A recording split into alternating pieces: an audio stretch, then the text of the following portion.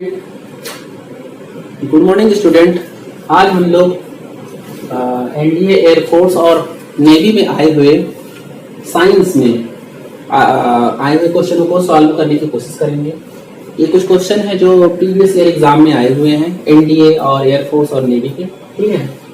तो इसमें सबसे पहला क्वेश्चन क्या है कि इंद्रधनुष मतलब रेनबो, इंद्रधनुष यानी कि रेनबो किस घटना पर आधारित है। Rainbow is based on which phenomena, rainbow is based on which phenomena, rainbow किस घटना पर आधारित है। जैसे पहला ऑप्शन क्या है, परावर्तन मतलब रिफ्लेक्शन पर आधारित है।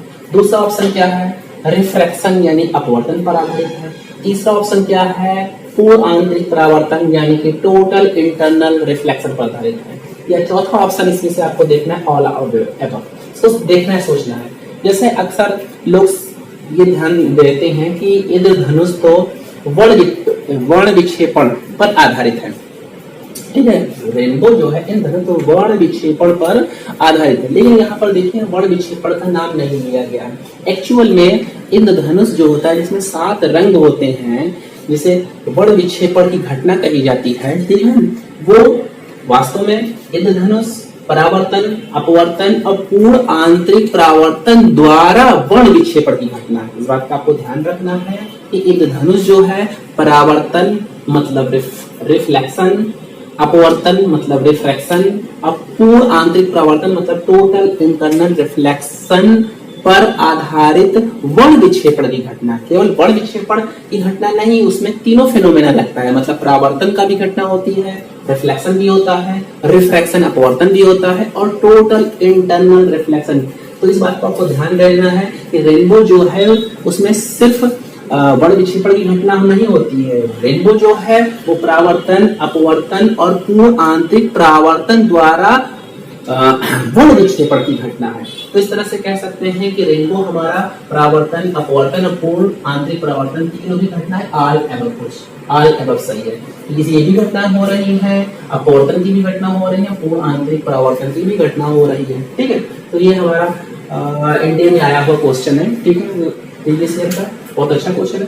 दूसरा क्या, एक साइलेंट नॉट का मान, एक साइलेंट नॉट जिसे हम निर्वात की वैद्युतशीलता कहते हैं, निर्वात की वैद्युतशीलता कहते हैं, परमिएबिलिटी ऑफ वैक्यूम कहा जाता है। तो एप्सिलॉन नॉट का मान सीजीएस पद्धति में बताना है, आपको एप्सिलॉन नॉट का सीजीएस पद्धति में बताना है। ऑप्शन ए है किसकी value 9 into 10 to the power 9 होती है। ऑप्शन बी है किसकी value 8.85 into 10 to the power -12 होती है। सी क्या है कि 1/4 एप्सिलॉन नॉट होता है कि डी क्या है 1/4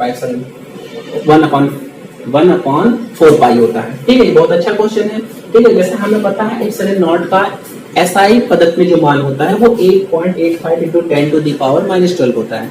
एप्सिलॉन नॉट जिसे हम निर्वात की वैद्युतशीलता कहते हैं, ठीक है, परमिएबिलिटी ऑफ वैक्यूम कहा जाता है, उसकी वैल्यू एमकेएस एसआई सिस्टम या एमकेएस बातें कही है, एसआई सिस्टम में उसकी value 8.85 into 10 to the power 12 होती है। किस केस में, एसआई सिस्टम में, किस केस में ये वैल्यू होती है, याद रखना है एसआई सिस्टम में, एसआई सिस्टम में इसकी वैल्यू होती है, आपको ध्यान रखना है, ठीक है।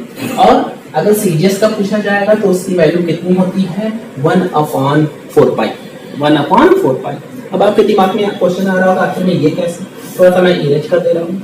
आपको याद रखना है कूलॉम का नियम, जैसे कूलॉम का नियम आपने क्या पढ़ा है, कूलॉम का नियम आपने पढ़ा होगा F = 1/4 pi epsilon not into Q1 Q2 by R², ठीक है। अगर माध्यम 1 हो, वैक्यूम हो, अगर हम K की वैल्यू नहीं दे रहे हैं, K की वैल्यू अगर 1 मान लें, भाई अगर माध्यम होगा तो 1/4 पाई एप्सिलॉन नॉट K आ जाएगा।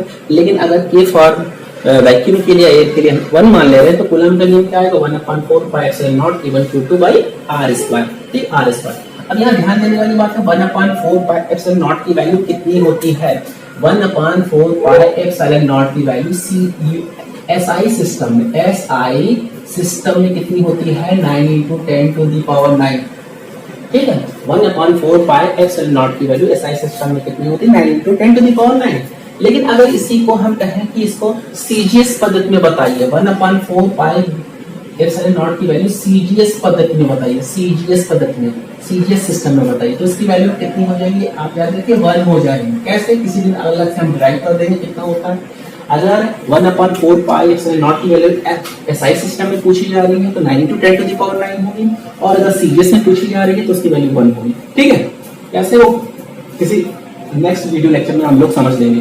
तो अगर 1/4 पाई एप्सिलॉन नॉट की वैल्यू 1 होती है तो यहाँ से एक्चुअल में अगर हम इसको सॉल्व करें 1/4 pi epsilon naught equal to 1 है, तो this implies that epsilon naught को अगर हम उधर ले जाए तो 1/4 pi equal to epsilon naught नहीं आ जाएगा। अगर 1/4 pi epsilon naught equal to 1 है तो 1/4 pi equal to epsilon naught. इस तरह से कह सकते हैं एप्सिलॉन नॉट का मान सीजीएस पद्धति में कितना हो सकता है, 1/4 पाई। तो आपको ध्यान रखना है कि अगर एप्सिलॉन नॉट की वैल्यू सीजीएस एसआई में पूछेगा तो 8.85 10⁻12 होता है, और अगर सीजीएस में पूछेगा तो 1/4 पाई होगा। ये दूसरा क्वेश्चन। तीसरा क्या है, 1/4 पाई एप्सिलॉन नॉट की वैल्यू एसआई सिस्टम में 9 × 10⁹ होती है।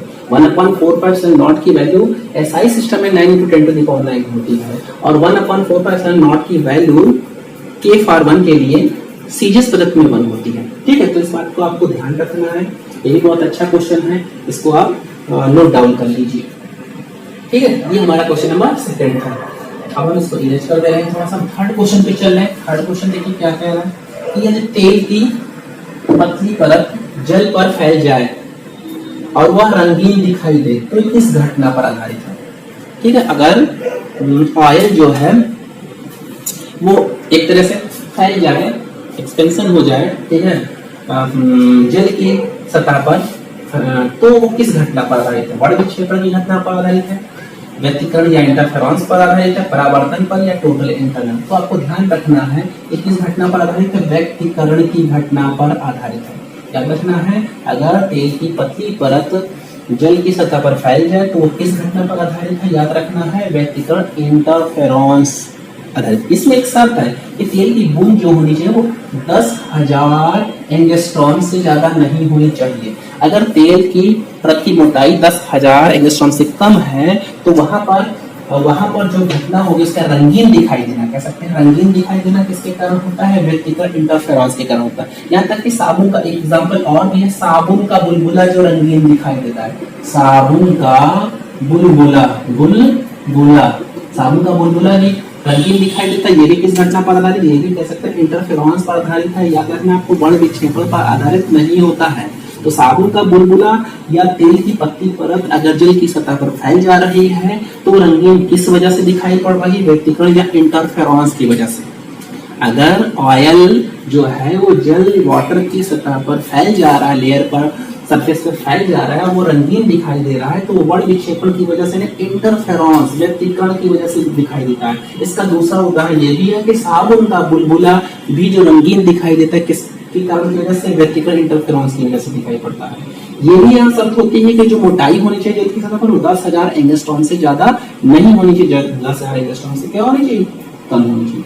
हमारा क्वेश्चन नंबर 4 क्या है कि पूर्ण विकिरण तापमापी, टोटल रेडिएशन पायरोमीटर। अक्सर एग्जाम में पूछा जाता है कि हम उच्च तापमापी सबसे ज्यादा ताप किससे नाप सकते हैं। तो ये क्वेश्चन यहाँ से ये क्वेश्चन ही बता रहा है कि हम सबसे ज्यादा किससे ताप नापते हैं, पूर्ण विकिरण तापमापी से नापते हैं, उच्च टोटल रेडिएशन पायरोमीटर से नापते हैं। ठीक है, पहली बात। सबसे सर्वाधिक ताप किससे नापा जाता है, पूर्ण विकिरण तापमापी से तापमान नापा जाता है। इससे हम 800। दूसरा सर्वाधिक ताप कर देगा थोड़ा सा, सबसे अधिक किस थर्मामीटर तापमापी से हम नापते हैं, सर्वाधिक ताप, सर्वाधिक टेम्परेचर हम नापते हैं, पहली बात। ठीक, याद रखना है। एग्जाम में अगर पूछा जाए तो किस तापमापी से सबसे ज्यादा हम तापमान नाप सकते हैं, तो पूर्ण विकिरण तापमापी से। दूसरा, इससे हम 800 डिग्री सेंटीग्रेड से कम ताप नहीं मेजरमेंट कर सकते। इससे हम 800 डिग्री सेंटीग्रेड से ताप हम कम मेजरमेंट नहीं कर सकते। ये दूसरा इसमें क्वेश्चन हमारा है कि हम पूर्ण विकिरण तापमापी से हम 800 डिग्री सेंटीग्रेड से ताप कम माप नहीं सकते। तीसरा, जैसे यहाँ एक्चुअल में पूछा जाए, पूर्ण विकिरण तापमापी किस सिद्धांत पर आधारित है, मतलब total radiation pyrometer is based on which phenomena, total radiation pyrometer is based on which phenomena, किस सिद्धांत पर आधारित है, किस फिनोमेना पर आधारित है। तो कह सकते हैं ऑप्शन ए क्या है, न्यूटन का शीतलन नियम, न्यूटन का शीतलन, न्यूटन कूलिंग लॉ, दूसरा Stefan's law, third Wien's law, फिर जूल्स लॉ। तो आप इसमें से चूज करना है कौन सा सही है। न्यूटन कूलिंग लॉ सही है, स्टीफन का है। याद रखना है विकिरण रेडिएशन पायरोमीटर स्टीफन के नियम पर आधारित, स्टीफन लॉ पर आधारित होता है। ठीक है, पूर्ण विकिरण तापमापी से हम सर्वाधिक ताप माप सकते हैं, नंबर 1। दूसरा, इससे हम 800 डिग्री सेंटीग्रेड से कम ताप नहीं माप सकते। नंबर दूसरा क्वेश्चन क्या बनेगा, इससे हम 800 डिग्री सेंटीग्रेड से कम ताप नहीं माप सकते। पूर्ण विकिरण तापमापी किस सिद्धांत पर आधारित है, वो स्टीफन के नियम पर आधारित होता है। एक्चुअली स्टीफन का नियम क्या होता है, स्टीफन का नियम ये होता है E प्रोपोर्शनल टू T की पावर 4। किसी तत्व वस्तु द्वारा, किसी आदर्श कृष्णित पिंड तत्व वस्तु द्वारा उत्सर्जित विकिरण ऊष्मा की मात्रा, उत्सर्जित विकिरण ऊष्मा की मात्रा उसके ताप के चतुर्थ घात के, उसके परम ताप के चतुर्थ घात के अनुक्रमानुपाती या समानुपाती होता है। ठीक है, यही हमारा स्टीफन का नियम है। स्टीफन का नियम क्या है, E directly proportional to T power 4। E क्या है, किसी तत्व वस्तु द्वारा उत्सर्जित विकिरण ऊर्जा की मात्रा है। ये किसके समानुपाती होता है, उसके परम ताप के चतुर्थ घात के अनुपाती होता है। न्यूटन का शीतलन नियम क्या कहता है, न्यूटन का शीतलन नियम भी हम समझ ले रहे हैं। यहाँ पर कहता है minus dq/dt is directly proportional to delta T. Actual में स्टीफन के नियम से कि हम न्यूटन का शीतलन नियम ड्राइव करते हैं, वहीं से उत्पन्न हुआ है। न्यूटन का शीतलन नियम एक्चुअल में 30 से 40 डिग्री तापांतर के ले सकते हैं। पहली बात याद रखिए, न्यूटन का शीतलन नियम केवल 30 डिग्री से 40 डिग्री के तापांतर के ले सकते हैं। अगर इससे ज्यादा का तापांतर आ रहा है तो वहां न्यूटन का शीतलन नियम ना लग के स्टीफन का नियम लगेगा। फिर से बात समझ लीजिए, न्यूटन का शीतलन नियम कब लगेगा, 30 डिग्री से लेकर 40 डिग्री के तापांतर के लिए लगेगा। जबकि स्टीफन का नियम कब लगेगा, जब इससे ज्यादा का तापांतर होगा। ठीक है, न्यूटन का शीतलन नियम क्या कहता है, minus dq/dt is directly proportional to delta T. Minus dq/dt का मतलब क्या, ऊष्मा हानि की दर है।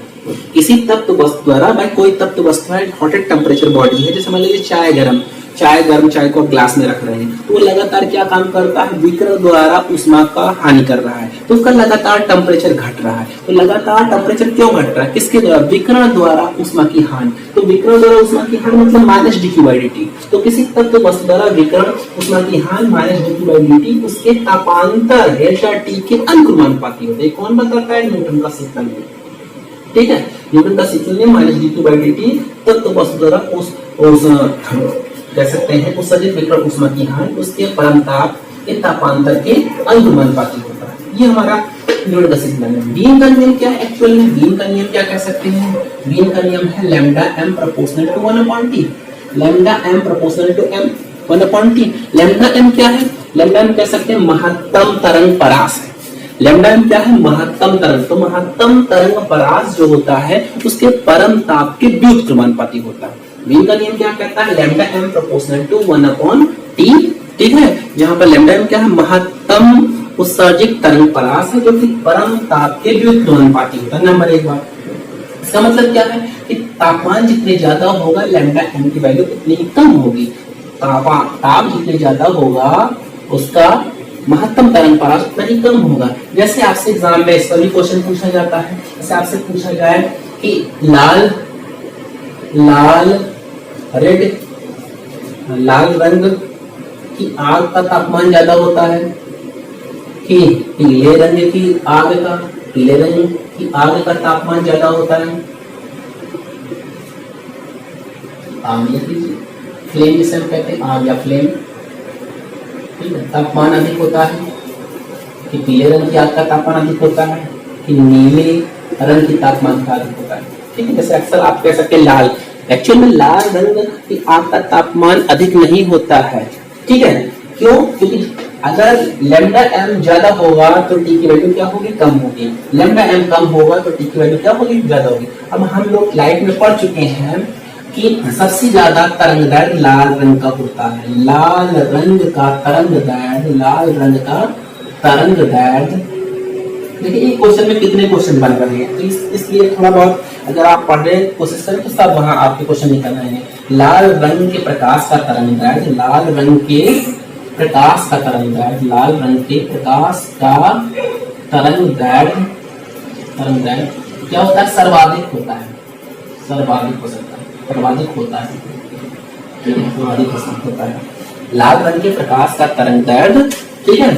Wavelength of a red light is maximum. Wavelength of a red light is maximum. और लास्ट में जो कह सकते हैं ब्लू कलर होता है, ठीक है, बैगनी कहिए, नीला है, हाँ, बैगनी रंग के प्रकाश का तरंग क्या होता है, सबसे कम होता है, सबसे कम होता है, सबसे कम। इस बात का ध्यान रखना है। तो अब यहाँ पर हाँ, आपने ठीक है, बैगनी रंग का तरंग अगर कम है तो तब क्या हो जाएगा, ज्यादा। भाई लैम्डा एम और टी में कैसा संबंध है, व्युत्क्रमण पता है, ये कम होगा तो टी क्या हो जाएगा, ज्यादा। तो अगर बैगनी रंग का तरंग कम है तो ताप क्या होगा, ताप क्या हो जाएगा, सर्वाधिक हो जाएगा। इसके नियम से, वीन के नियम से सर्वाधिक हो जाएगा, ठीक है। और लाल रंग का तरंग अधिक है तो इसका ताप क्या हो जाएगा, कम। इस तरह से कह सकते हैं लाल रंग का तापमान सबसे कम होता है, लाल रंग की आग का तापमान सबसे कम होता है, लाल रंग का तापमान सबसे कम होता है, ठीक। और नीले रंग का तापमान सबसे अधिक होता है, नीले रंग का तापमान सबसे अधिक होता है। इसीलिए आपने देखा होगा कि गैस चूल्हे पर जब खाना बनाते हैं जल्दी पक जाती है, क्यों? क्योंकि गैस की जो फ्लेम होती है, एलपीजी मतलब एलपीजी की जो फ्लेम होती है वो नीले कलर की होती है, नीले कलर की होती है। तो नीले कलर यानी कि बैगनी रंग कह सकते हैं, विद्युत की ओर जो आपने लाइट में पढ़ा है वही ऑर्डर है। बैगनी रंग का तरंगदैर्घ्य सबसे कम होता है, ठीक है। उसके बाद हमारा नीला रंग आता है, लास्ट में क्या आता है, लाल आता है, ठीक है। तो कुछ इस तरह से कह सकते हैं कि नीले रंग का तरंगदैर्घ्य कम होने की वजह से तापांतर ज्यादा होगा, लाल रंग का तरंगदैर्घ्य ज्यादा होने की वजह से ताप जो होगा कम होगा। इस तरह से लाल रंग की आग का तापमान सबसे कम होगा और नीले रंग का तापमान, नीले रंग की आग का तापमान सबसे अधिक होगा, ठीक है। इसीलिए हम लोग